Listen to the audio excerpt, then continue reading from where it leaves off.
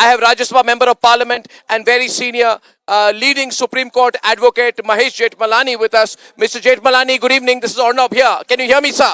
Can you hear me, I Mr. can hear Jethmalani? you, Arnab. Good Can you hear evening. me, sir? I can hear you.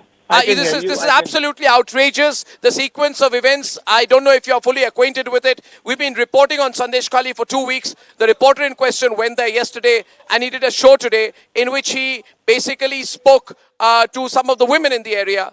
As he was leaving, he was stopped from leaving the place. He was not allowed to board his ferry. Public transport was stopped in a way so that he would not be allowed to leave. So he was sanitized in one area and then against his will, he was physically picked up, assaulted, almost beaten, and then taken to the police station. We're told post facto that he's been arrested on charges of intimidation, and we're told molestation, and we're told there's a complaint against him. Now, obviously, this seems all, all too obvious, that this is all a trumped-up charge. Mr. Jethmalani, what does this situation call for? And what are your first thoughts when you hear of this happening so openly? At a time when the global media attention is on Sandeshkhali, this is still happening.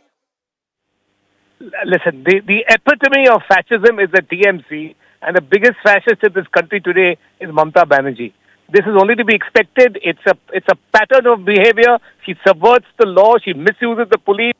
Entire state administration, the entire state machinery is at her beck and command. She has subverted democracy to the nth degree. And I'm not surprised. We all know what happened post-poll violence. Those cases of rape and murder are still pending. Gang rape, in fact. I mean, she communalizes and then blames other people for communalizing the situation. You know what happened on Hanuman Jayanti this year, last year? So this is a pattern of behavior, and her treatment of press persons opposed to her is beyond belief. Arnab, you've suffered in West Bengal yourself.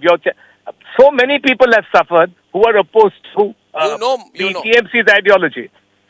So, Republic has suffered this more than once in the past. So has Op India.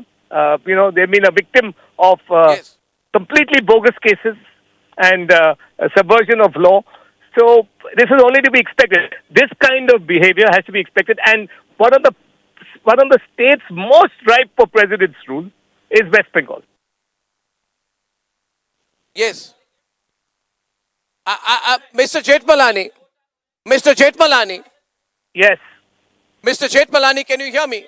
Mr. Jethmalani, in a moment like this, when there is complete lawlessness and when there's tyranny to a point where the person who considers herself the supreme ruler of Bengal is deaf to the pleas of the people, are we not to expect some justice from the judiciary, from the bench? I mean, we are at odds here with a very unfair situation, Mr. Jethmalani. What are the legal options that we can exercise at this stage? I have no doubt that the judiciary will see through. Everybody knows what is happening in West Bengal. I have no doubt that the judiciary will take up this case of gross subversion and, attack on the freedom of press. I have no doubt that if the appropriate channels are moved, you move the appropriate court, justice will be given. It has happened repeatedly in West Bengal. Political opponents and the press are favorite targets of misuse of power. So keep your faith in the judiciary. And I'm sure you'll get justice.